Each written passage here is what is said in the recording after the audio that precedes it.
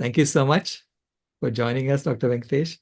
Dr. Venkatesh is going to speak to us about Aravind Eyecare and how Aravind Eyecare is bringing us towards Planet B, where uh, good eyesight is a basic human right that's given to all of us.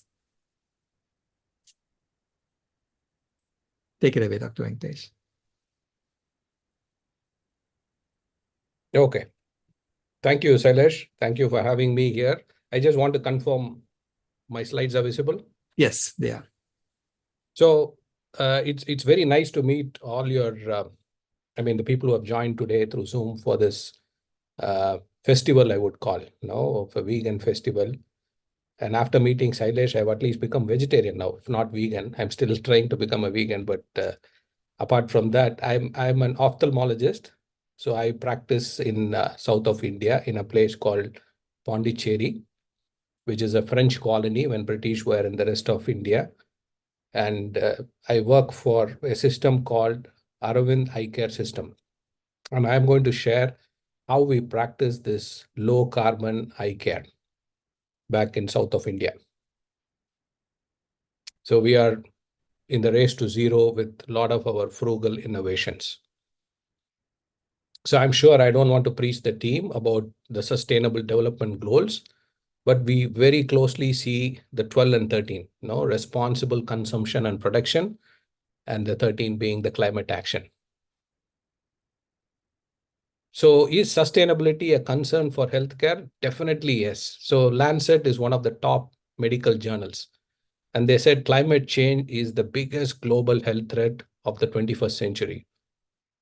And the same Lancet, after some time, they said that tackling climate change could be the greatest global health opportunity of the 21st century.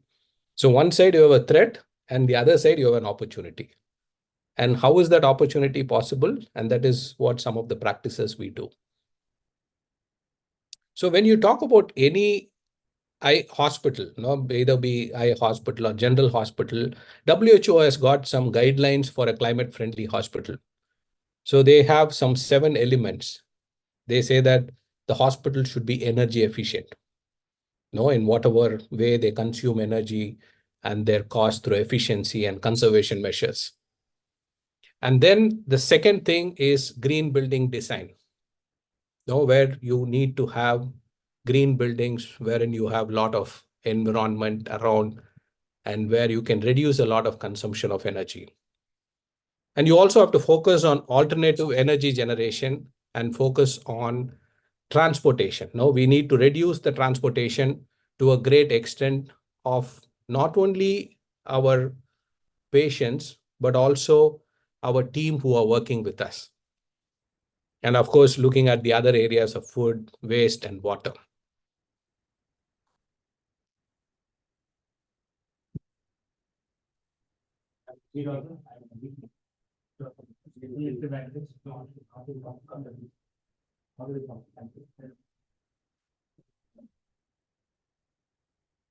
Whenever we talk about sustainability and resilience, there are several things, whether it's a hospital or whether it's an industry, there are several things like the electricity and capital goods, single use versus disposable things. There's a lot of things involving lighting and ventilation, and you have a lot of reusable supplies, and some of these supplies we need to sterilize. And moreover, there are other aspects to it, like training and the local habits. Every country will have their own policies and regulations for certain use of certain things. And definitely we are seeing a lot of change in technology in developing some of this, and also the suppliers. There are a lot of contracts involved, travel involved, food services. So whenever we talk about sustainability, all these factors pitch in. But at Aravind, we see it as a systems issue, especially in healthcare. No, we don't look at individual problems. We see how, as a system, we can fix some of these issues. So Aravind started in 1976 with 11 beds in a small town called Madurai in Tamil Nadu state of India. And now we have 7 tertiary care centers some of them seeing between 2,000 to 3,000 outpatients a day. We have secondary centers in smaller cities and smaller towns, which see 500 to 700 patients. And then we have community clinics, where it's more like a city center, where the hospital is in the periphery. We have a city center to take care of patients in the city. And more importantly, we run something called the primary care centers or vision centers. So basically, they are run by optometrist and a coordinator, and they see roughly 20 to 30 patients every single day. We have 115 centers. Overall, we see somewhere between 17 to 18,000 patients every single day, and we do more than 2,000 surgeries and 1,000 other procedures like lasers and injections. And we do a lot of outreach. We have always find a way of reaching the non-customers through iCamps, by which we reach 2,000 patients every day, and many of them who need care are transported to the base hospital. And being a high volume center, we are also a good training center for a lot of people who want to pursue ophthalmology as their residency, and people who want to get trained in subspecialties like glaucoma, retina. They all come for training here. And beyond that, we also train ophthalmic technicians, people who manage eye hospitals, people who repair the ophthalmic instruments and equipments. So we have several different training programs, and people from across the world come for these training programs. So when I'm talking about this model of low carbon eye care, I want to put it into these two buckets. One is the general aspects, which I'm sure many of the practices would do. And more importantly, how we have designed our service, which is focused on patient care, and how this has helped us to become friendly to the planet. So when we talk about the general aspects, like most of our new facilities, which have come after 2000, including the Pondicherry, the facility at Chennai or Madras, which is the biggest facility which we have now, and some of the other new facilities have always had all the principles of green building, and they had everything energy efficient appliances, like from the air condition, the air handling units, lights were LED, fans were BDNL motors, which were energy efficient. And most of the ophthalmic equipments also we look at energy efficient equipments. And all these newer facilities in the last 20 years, which is at least 50% of what we have now, have alternate source of energy. We have especially solar. Like our Pondicherry facility, we have 70% through solar. And the rest we still buy, but we buy clean energy. And some hospitals, we have invested on wind energy. Wherever they are available, we have invested on wind energy. And when we look at travel and transport now, which is causing a significant carbon footprint, especially for healthcare, when people have to come multiple times to hospital for certain treatments, we have minimized the visit to hospitals by doing these eye camps, by doing follow-up at eye camps, and by running vision centers. I'll touch upon that later in the presentation. And if you take any of our facilities, almost 90% of the staff live within the campus. So we make sure that when we have a hospital, we have the quarters for the doctors ready before the hospital. So they can move in before even the hospital is started. So now we are constructing 3 different hospitals in Tamil Nadu, one in Tanjavur, the other in Salem, and then a new facility in our main hospital at Madurai. They are all having the quarters building done even before the hospital. So we make sure the staff stay comfortably, they have a safe environment for the children and everything. At the same time, they just have to travel a couple of minutes to reach the hospital. And wherever possible, we have done consumable procurement, where the store will never have more than 2 weeks of supplies at any given point of time. So we have a very good check and balance on whatever we use on a day-to-day basis. We know how much we need for a week or a month. So the consumables are dependent on that.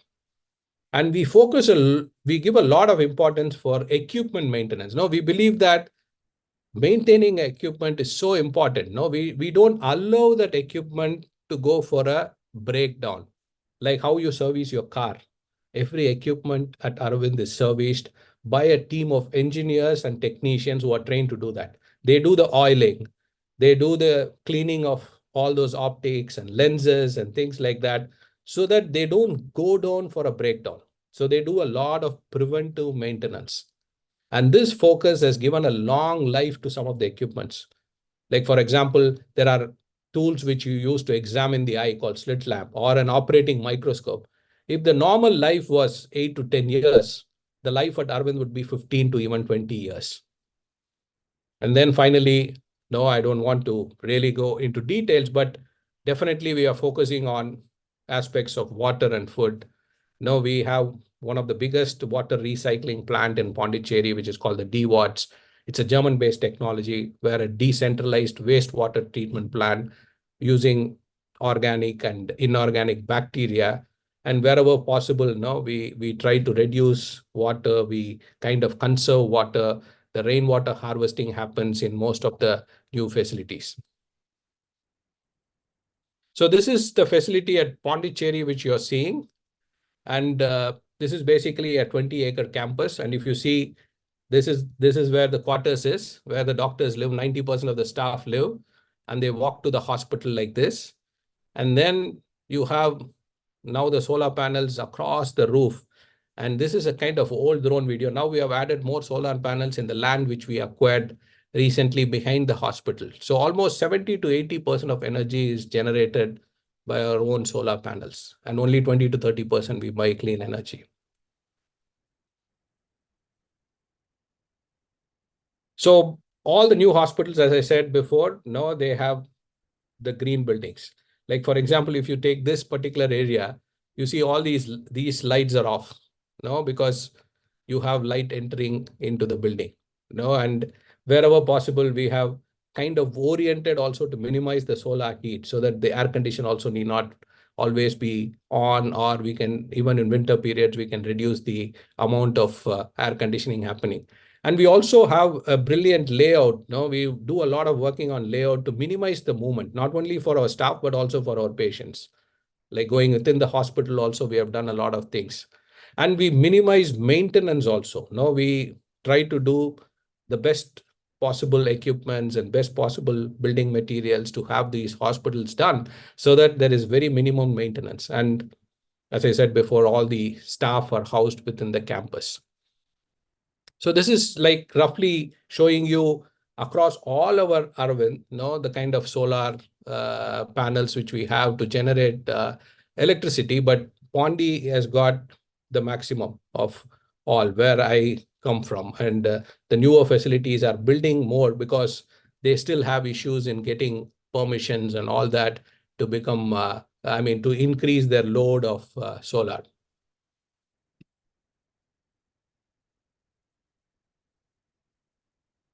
So these are few things which I briefly mentioned, that how we are also changing even in our older hospitals.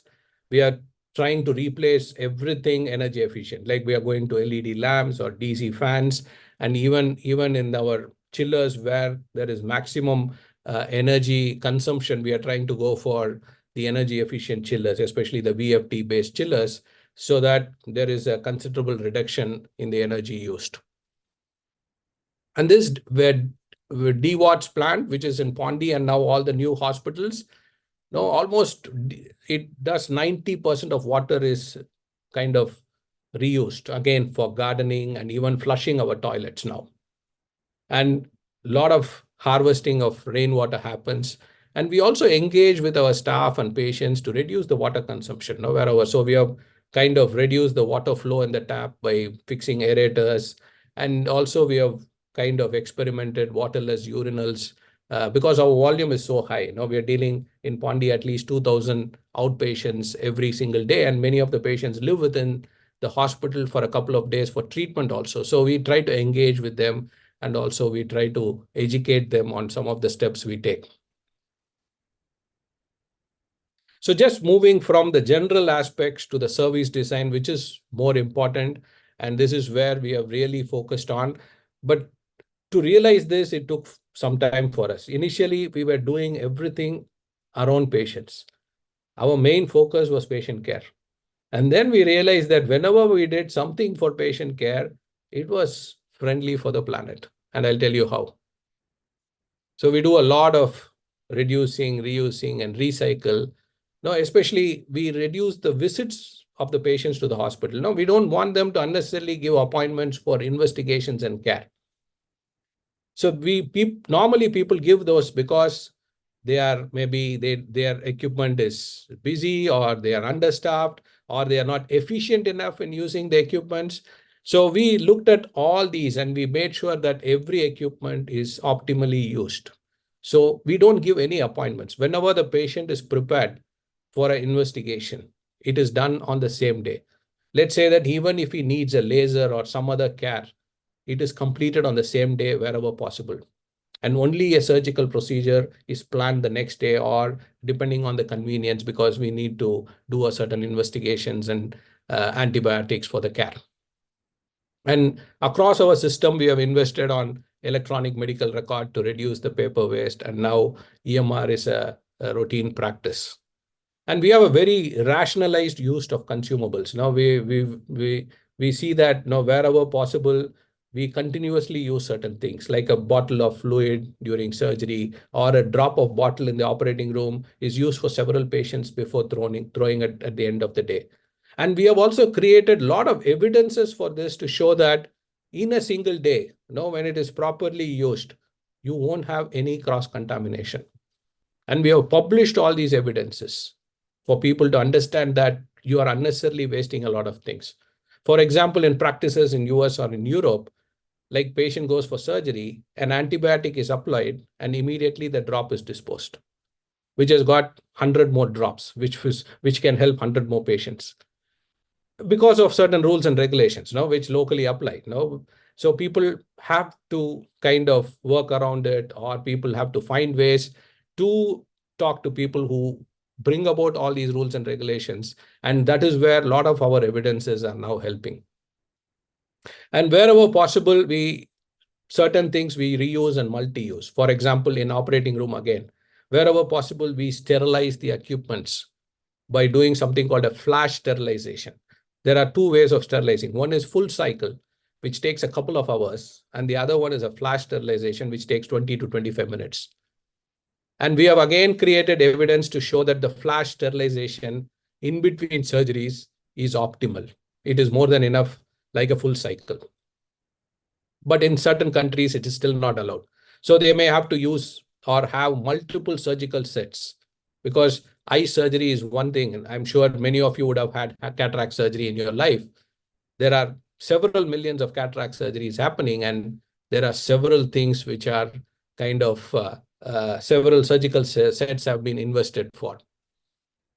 And then we also meticulously segregate waste at source. I'll talk a little bit on detail about that shortly.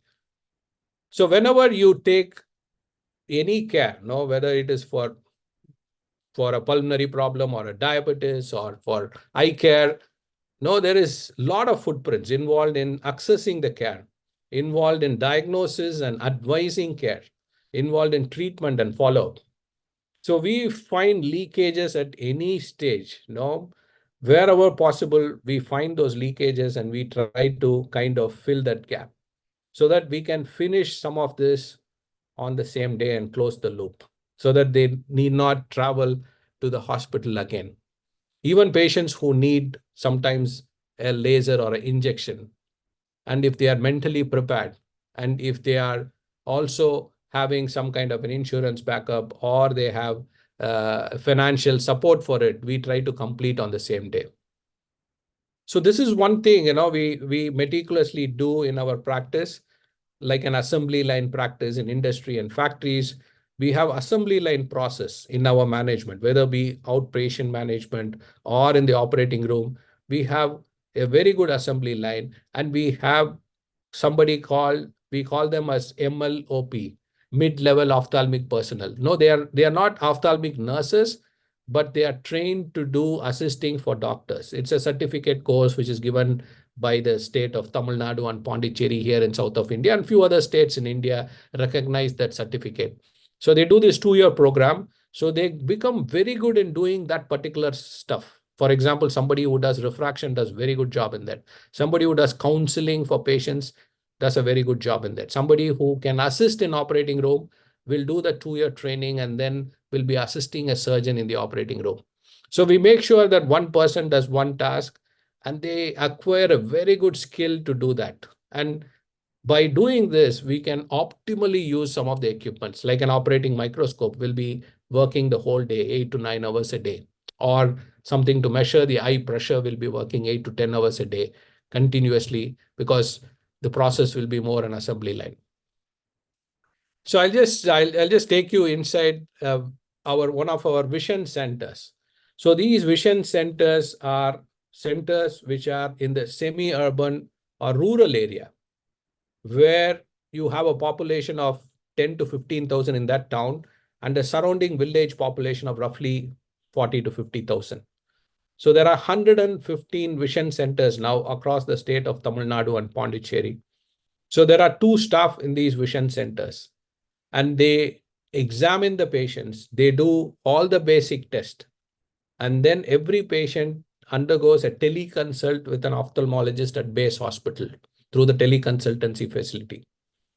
A lot of times people talk about telemedicine, but nobody is very strong or very effective in delivering a telemedicine.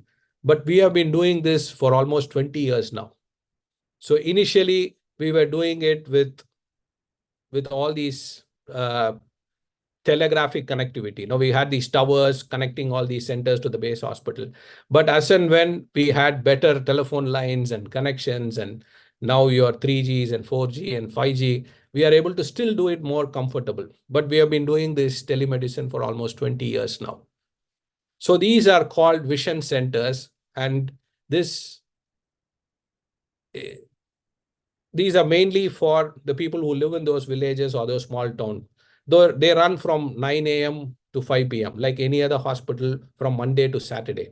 So when the patient walks in, so there are 2 staff. So this person who is doing all these investigations is called a coordinator. She checks their blood pressure, she checks their blood sugar, and what you see now is imaging the back of the eye, which is called the optic nerve. And then we have an artificial intelligence now in these rural area. So immediately they can screen you for diabetic retinopathy, glaucoma, and age-related macular degeneration. These are 3 important conditions which can blind somebody after the age of 50, 60. So they do an AI, and then they upload all those reports into the electronic medical record. And the second person after that starts the examination. She is an optometrist. So she can refract. So she is trained to do refraction and give them spectacles, and also check their eyes. If they have a foreign body, she's trained to remove the foreign body. If they have a red eye, she can treat those red eye, but with the consultation of the telemedicine doctor.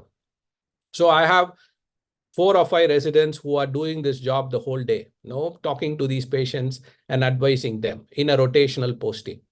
And finally, they also get the drug. The drugs are available, the glasses are available, and the glasses will be ordered through online. Email will be sent with the order and the frame number, and within 24 hours, they will get the glass back in that vision center to be delivered to the patient. So what happens is, by doing this, we are able to take care of 90% of problems locally. And only 10% need referral for certain investigations and surgery if they have a cataract or some other problem. So this significantly reduces the carbon footprint of people traveling to a secondary or a tertiary care center for care. So this is just a map showing the network of vision centers. So wherever we have a base hospital, we have, so Pondicherry is 20-year-old, we have 19 centers now. Chennai has just started, they have 10 centers. Madurai has got 30 plus centers. Tirunelveli has got 20 centers. So like that, we have several vision centers, or 115 vision centers now. So this is a work which we did during the pandemic. This project started interestingly looking at Pondicherry vision centers, and then we realized that, can we look at all centers? So what we found was there was a significant footfall in the vision centers. This is during the peak COVID wave, which is, if you remember, it was in 2020, end of March, April, May, June, July, in countries like India, and a little earlier in US and some other places. But we saw that even during the lockdown, the base hospitals, like the Pondicherry main hospital, had a 39% footfall. The secondary centers, which were in the city and few other smaller towns, had 60% footfall, whereas the primary centers had 73%. So that shows that even in a calamity like this, here people can walk to the facility. They can go in a bicycle or a two-wheeler. And in countries like India, we had something called e-pass to go from one state to another state. And Pondicherry is a different state from Tamil Nadu. So whenever somebody had to come to Pondi, they have to apply online, give the reasons, and get an e-pass to travel. All this, people were finding it difficult and they avoided the travel. And whereas for the primary centers, which were very close to their home, the footfall was really good. And during the second wave, which was in the late 20s and early 21, we had almost 80% of people coming back to a vision center. No, but whereas the base hospital was still 50%, and it took a significant time. And after people got vaccine and all that, there is a little overload of work. But the point was the vision centers did really well. So this is just to show the outpatients, which the hospital sees, 75%. And almost 25% of the work is done by these 18, 19 vision centers in Pondicherry, which is roughly 172,000 patients. And the base hospital sees 500,000 patients, where in the base hospital, we have several doctors and staff, whereas the vision centers have two teams, like 20 centers with two teams, like 40 people are seeing 172,000 patients comfortably through telemedicine and taking care of 90% locally. So this is just a calculation we did. It's a rough calculation. It's not a very detailed life cycle analysis, but we assume that if they would have traveled for a care to a secondary or a tertiary care centers, there would have been so much of emissions, and that equivalents to the number of trees planted. So taking 90% was taken care locally. There was a significant reduction in all those visits which they come to the base hospital. And during COVID time, again, we experimented a lot of things. Can we do something called single day surgery? For example, any patient who had surgery had to come one day prior, do all the tests, then come on surgery day, and then come on the third day for follow-up. This would have happened even today if we didn't have COVID. And during COVID, we realized that we should not let this good crisis go waste. We should experiment some of the things which can significantly impact patient care. And we started something called same day. Like patients who are referred from vision centers, all their tests were done in the vision center. And the main test is measuring the power, or it is called biometry, the lens power, which should be done in the base hospital. So that's the only test for which they had to come the prior day. We said, why don't we do that on the surgery day and then take them up for surgery a little later and then review again in the vision center. This was not happening before. We were running vision center for several years, but we have never even thought about this process. But COVID realized that we need to do something better because patients can't travel. And that's how we started this same day. And now almost 60 to 70% of surgeries through vision centers are same day. They come only for one trip to the hospital. The rest of the two trips are taken care in the vision center. Same way, when people come here and have surgery, some of our paying patients and some of our free walk-in patients, they come back again to the base hospital for follow-up on next day. And during COVID, again, we asked them, can you go to the vision center, which is closer? People were very happy. We were thinking that they want to see the doctor the next day, but that was not true. They were more concerned about the travel and the expenses of travel. They were very happy to go to the vision centers. And we started doing this in our hospital. And now this has picked up in other Aravind Eye hospitals also. These two models, which we learned during COVID, kind of significantly reduced the carbon footprint. So otherwise, all these people have to come up and down to the hospital for surgery. So this was, again, some of the calculations we did. Roughly, it was 50% in 22, and now in 23 and 24, it's 60 to 70%. And this has reduced significantly the travel for the patients. And doing these follow-ups again, now almost like 30% of the patients go for follow-up to the vision centers. So that has, again, significantly reduced the travel. And these are some of the rough calculations we have done towards that. So this is just to show how before COVID, no, we were not doing much. And post-COVID, now almost like 70% of our free walk-in patients and 40% of paying patients are now going to the vision centers and taking a care. So now I'll just quickly show you how we do an iCam. So iCams are basically, you set up a clinic or a hospital in a temporary facility, like a school or a community hall or even a wedding hall sometime. And then a team of 14 to 15 people go in a van and set up this hospital there. So there are paramedic who are the MLOPs and also doctors and people who can give spectacles, who are kind of, they can dispense the spectacles at the campsite. So a team of 15 people go and they set up this iCam. So iCams are things which we have been doing since our inception, since like 45 years, where we use very basic gadgets like torchlight and very not very advanced technology of examining their eye pressure and things. But now we use a lot of technology in iCam so that we can do comprehensive eye examination at their site of place, where 300, 400 patients attend these iCams, which happen for 5-6 hours. So this is how an eye pressure is checked. This is a very modern gadget. Each patient needs a pin and then their pressure is accurately checked. And now we have these portable cameras, like the cameras which you saw in Vision Center. This is a different model, which is easily handheld. And these images are Wi-Fi transferred to a laptop which the surgeon has got. So it is difficult in that environment for the surgeon to see all those nerves. So we have a technician capturing these images, and now you have artificial intelligence, which again supports this. And some of these technology now really benefits people who are in these kind of rural areas with minimal facilities. So I covered a little bit before about this, how we try to finish everything at the same time. But the biggest area for carbon was the surgery, because cataract surgery is the maximum done surgery across the globe. And in India, where you have such a big population, a lot of people develop cataracts at a much younger age, and then it causes significant carbon footprint because it's high energy consumption. The capital equipments and surgical instruments are very expensive. And there's a lot of consumables. Most of them are like single use in developed world.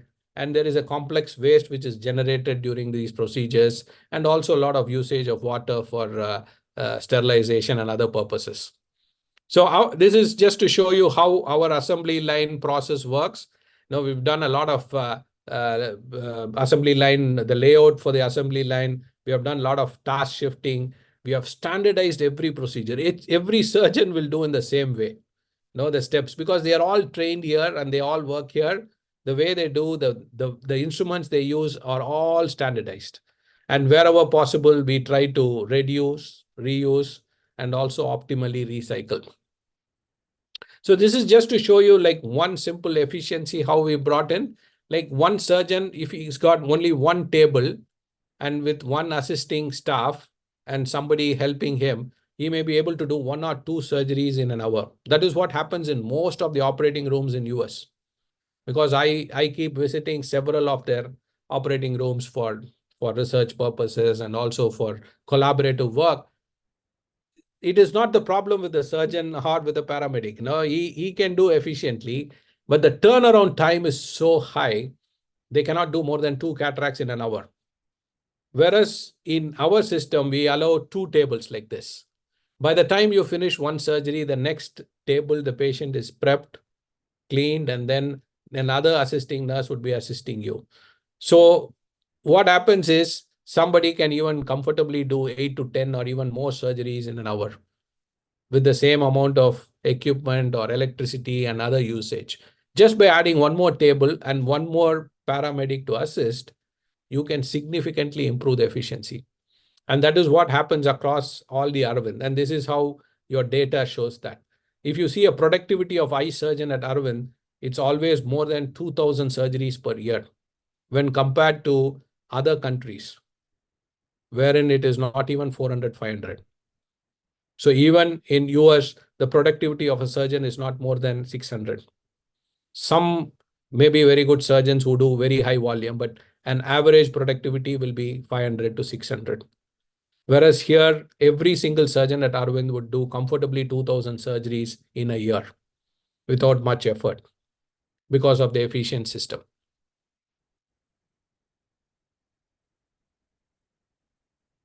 So some of these, like standardization, happens in supplies, protocols, what we do, before pre-operative workup, on the day of surgery, post-operative follow-up. Everything is quite standardized and it happens the same way across. So this is just, it's a crowded slide, but just to show how we optimally recycle. Like, for example, if you see her in the morning, when she's opening all the supplies, like the knives and drapes and things, even the plastic and paper is separated at source. That is so important for us. Segregating the waste at source is so important. Like, there are different color codings depending on which is biomedical. The red and yellow are biomedical. The red and yellow, which you see in the middle, the green is recyclable waste, and the blue is something which is reused after sterilization and washing or laundering. So what we see is biomedical waste is only 15%. And we have done a lot of studies to prove that, whereas the recyclable waste is 85%. But if you dump all this together, then everything becomes biomedical waste. And that is the biggest problem which happens now across the globe. At this, we did a study way back in 2017. A Fulbright fellow, Casey Thale, was with me in Pondy to do this work, and where we found that there was a significant reduction in the amount of waste we were generating. So that is something like, if you want to compare, it's like 500 kilometers of driving your car in UK versus 25 kilometers at Aravind, which is 1/20th of the waste. So this was a published study in UK, and we compared with that what happened in Aravind Pondicherry. And the waste we generated was 1/20th. And we have several publications to prove that our infection rates are comparable to what happens in UK or in US, because people are all worried about an infection after a surgery. And our endophthalmitis rate is similar or lower than US or UK, but our carbon footprint of one cataract surgery, which is the phaco surgery, is 20 times higher than Aravind in US and UK. And now people are really seriously looking at this and saying, where are we going wrong? What are we wasting now? How do we optimally recycle a lot of things? So this is a very popular slide now. A lot of people use this across healthcare. This is like one phaco case in US, one cataract surgery. Everything is dumped into one or two baskets, whereas 100 phaco cases. Now, all this at the end of the day, when you've finished 100 surgeries, of which 85% is going to be recycled. So this is how we segregate some of them at source, like paper, the thick plastic, because thick and thin plastic itself, we can generate different revenue from it. Now, some of these thick plastics are made into pellets again, and then they make those buckets and mugs which are used. And then the cardboard, even it goes for upcycling to paper manufacturing and other facilities. The bottles are recycled. The lens covers, which are very thick, are again recycled. Thin plastic and the bottles. So all this are optimally done at source. That is what is very important. If you see again, this happens in every operating room. And they are all trained to do that. It doesn't take much time. But if you can do that properly, then definitely you can segregate at source. At the same time, you can also make revenue. Because when we put everything together, the vendor says he takes for the lowest price. But now I give the thick plastic, he gets 12 rupees per kg, or thin plastic, 8 rupees per kg. Paper is 6 rupees per kg. But if you put everything together, the vendor gives the minimum of that for everything. So this is just to show how much of kgs is generated in a month and how much of revenue. So the problem is, people say that, who will do all this? You can easily sustain from the revenue which is generated the staff who are doing it. So at the end of the day, we want to be sustainable. We want to be friendly to the earth. So we are giving a job opportunity also. By doing something like this, the overall benefit, everyone gets. And for all this, leadership is key. Now, our leadership or the founders, from the founders, they were very clear. There was a high level of commitment. There was a lot of staff engagement in all these things. Why are we doing this? Why are we doing these practices? Why are we reusing or recycling? And we also raise patient awareness. We believe that they are our partners. If they understand better what we are doing and what we are trying, they will again practice, maybe in a small way, back at their home or wherever they work. And wherever possible, we identify and implement opportunities. And that's how the opportunity of meeting Sailesh Rao also, we were discussing a lot about this. And this has become a part of our DNA now. So this happens every day in Pondicherry now. These are people who are the caregivers of that day's cataract surgery patient. So every day we do 150 cataract surgeries. And these are caregivers who are sitting idle and doing nothing. They are watching TV, maybe a post-operative instruction. We tell them there is a green tour. And one of our fire officers who's really good in all these aspects of trees and plants and solar, deep forts. So he takes them on a tour, which is like 45-minute tour, and then explains them how we do all these green practices. How much of wastewater we recycling, how do we do repurposing of all our waste which we generate, how much of solar we generate, and things like that he shares with them. And finally, the most interesting aspect is at the end of surgery, now we ask them for a feedback. It's a general feedback about your insurance, your canteen, your coffee shop, your nursing care, your doctor's care. They write everything okay, but they write in the suggestion that the tour was excellent. Today I learned something in the tour about this tree or about this plant or about the solar. So a lot of credit goes to this individual who does this green tour meticulously. So beyond that, beyond our system, because we are doing all these practices, we are a part of a lot of advocacy at global level. One is International Association of Prevention of Blindness. They have something called the ClimateAction Working Group. We are part of it. And there are 10 key areas of action. And we constantly do a lot of case studies. We share our practices. We make movies. We make small stories about what we do. And then we keep sharing with this team, which this team shares with a larger group. And we also give some of the advocacies, and we help them to do some of the green practices which we do. And this is an organization called iSustain, which is started by American Academy of Ophthalmology and American Society for Cataract and Refractive Surgery. And they have taken sustainability as a prime focus in eye care practices, especially in the operating room. So they share a lot of our evidences in this committee. And then many of the Aravind doctors are also part of their advisory board. So what we have, finally, I want to just touch upon the triple P. Whenever you are centered around the patients, you can definitely be friendly to the planet. And what we have done, what we have seen is we make profits also. So where we have centered around patient, whatever we do around patients, either be same day or reviewing them or finishing off all the tests on the same day, in spite of doing all this, our volume of 50% is paying and the other 50% is free or steeply subsidized. We still generate a lot of money to start new hospitals and to do a lot of cutting edge work in eye care. So I'm just finishing my talk with this quote of Dr. Venkateswamy, who is our founder. Intelligence and capabilities are not enough. There must be the joy of doing something beautiful. Thank you.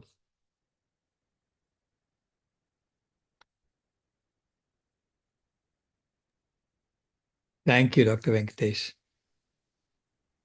There are some questions for you from the chat. I'll read them for you.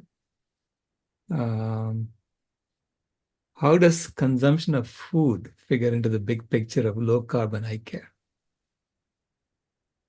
The food that's served in the cafeteria and all that. So what we do is, we try to again engage the patients by saying so much of food was wasted. Like you have seen those. So we have tried that also. Say that every day we measure and we put it down there saying, 20 kgs or 30 kgs of food was wasted. Now take whatever you want, things like that, that kind of awareness. And the next thing is our cafeteria has always been pure vegetarian. No, not vegan, but pure vegetarian cafeteria. We have never served a non-vegetarian food, or even eggs are not usually served in our canteen. So in that way, no, we are again, and then we use all those stainless steel plates and cups which are washed with warm water, and then they are reused. No, people understand. Sometimes they ask for disposable ones, and then we chat with them and we say, no, we don't want to use all that. No, it looks good, but at the end of the day, it's going to have a lot of waste, which is a solid waste for us to dispose and things like that. So a few things like that, we keep interacting and we try to make them understand also. Right. Well, the question of vegetarian versus vegan comes up again in the other question that I see on the chat from HJ Shankar. He's saying Dr. George Hayek's hospital in Beirut, Hayek Hospital, is fully vegan because he recognized the carbon footprint and also the disease-causing properties of animal foods, especially dairy. Because dairy in India, 60 to 70% of Indians are lactose intolerant. They cannot even digest dairy properly. They're getting all these bloating and things. They think it's something else and they're taking medicine for it. In reality, it's just lactose intolerance.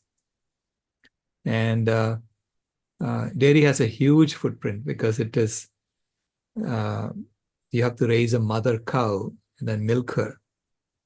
And the cow eats a lot of food, especially when she's also pregnant.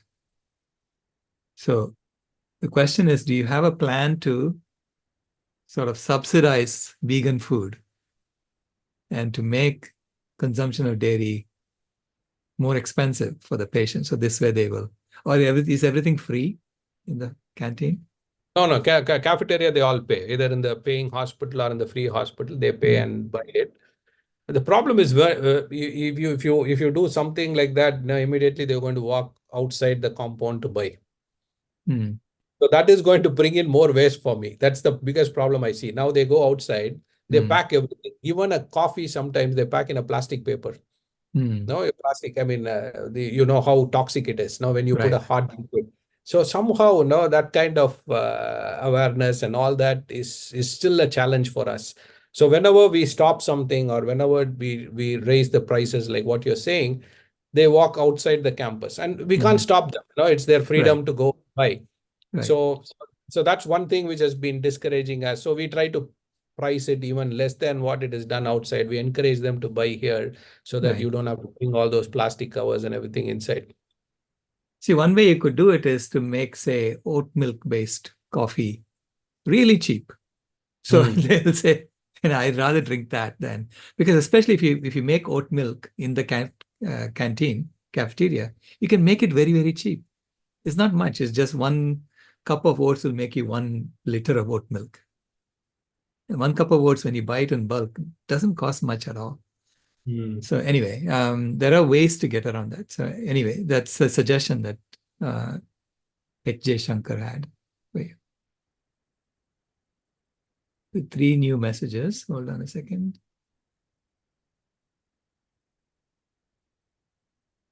So bravo.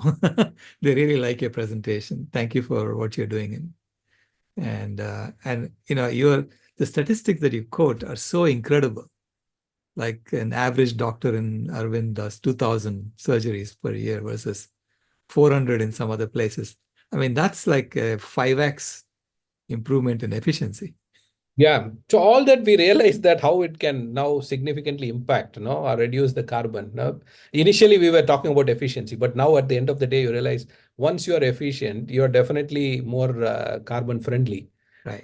You are using the same resources for multiple people or doing all those multiple surgeries in a single hour. So all that now people realize, and all these calculations now we have to do and prove and give more and more evidence for people to practice all that. Right. Yeah. No, at this point of time, we are taking it as a mandate to prove that, like your flash sterilization, which I was mentioning, the 20-minute quick cycle is safe to do. Recently, we had a paper in a very good journal to say that, and then we video recorded using one drop on multiple patients, and then we had a videographic evidence and publication related to that in again a good journal to prove that. And now multi-dose is allowed now. And then we lobbied and we fought around. We made some advocacy that you have to get rid of all those paper information sheet. It's called IFUs. From IFUs to electronic FUs. So through iSustain and IAPB, now we have achieved that. So because the lenses were so small, but the paper booklet had 50 different languages.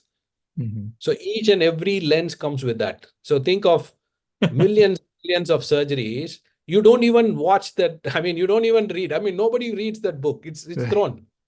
Right. It's not even given to the patient. No, it's thrown into the dustbin and you don't know what's happening to that. So now we have got rid of that through this Wonderful. advocacy. So everything has become EFUs, at least for intraocular lenses. Now we are trying for other things. So slowly, we are also giving more and more evidences, and then we are trying to do a lot of advocacy to bring in some of these practices. Yeah, to me, Dr. V embodies this idea of just one more thing, just making one more thing more efficient, one more thing more efficient. One more thing, incrementally, next thing. Next thing. Yeah, and he's achieved this, his vision of creating a McDonald's for eye care surgery. So, that kind of. I still remember the day I joined in Aravind, which was way back in 94. First day, he interacts with all the young residents so he was saying, you have to find ways to reach the non-customer. No, in the first day of our course, we didn't know what is this non-customer. And then it took some time for me to understand what is a non-customer. He was always thinking about how to reach people. Right. He says people who can afford can come to you for care, to the hospital. But there are millions of people who cannot come, who don't have support to come, or who don't have finance to come. How are you going to reach them? And that's what now I see through outreach and vision centers, through telemedicine and all that. That's happening. And that's what the paper also, which beautifully said, some of these centers have 80% footfall, and the base hospitals it was so obvious. When you had tsunami and when you had COVID, people couldn't come here. Right. But if you had centers like this, they can easily go and get their eyes fixed. Yeah. Yeah, it's a basic need for humanity to be able to see properly. I mean, not only now we realize how they reduce carbon footprint. Right. They're reducing their travel. I mean, which is the main reason for a lot of footprint. Each one has to take a taxi or a car or a two-wheeler or some other facility to come here. Right. I mean, you're doing it physically for the eye, but I'm talking about even, seeing the world as it is so important for us to do the right thing. Rebecca? Oh, thank you so much. That was amazing, and I hope people see it. I've spread it on Facebook already, but I'm wondering, who should I give this video to? My own doctor or a hospitalist or the director of something? I'm just not in the medical field, so I don't know. That's a good question. I mean, maybe over a period, if you're interested, I can share some of the videos and things we have made towards sustainability. Because they may ask for again evidences and all that. We can share some of the evidences which we have created. So all that can maybe help you to. I think it should come from the leadership level. A nurse in the operating room cannot decide certain things. If a surgeon also wants, he can again has to negotiate with the administrator or the leader in that institute. So it has mostly these activities are top down, but somewhere somebody takes interest, even locally, they start at least separating the paper and plastic. They can create a difference there, and then that can spread on. But if certain rules and regulations have to be modified, then I think it has to be the top-up leadership. Yeah. Okay. Thank you so much. Lisa Burke is asking the question, what is the insurance system in India?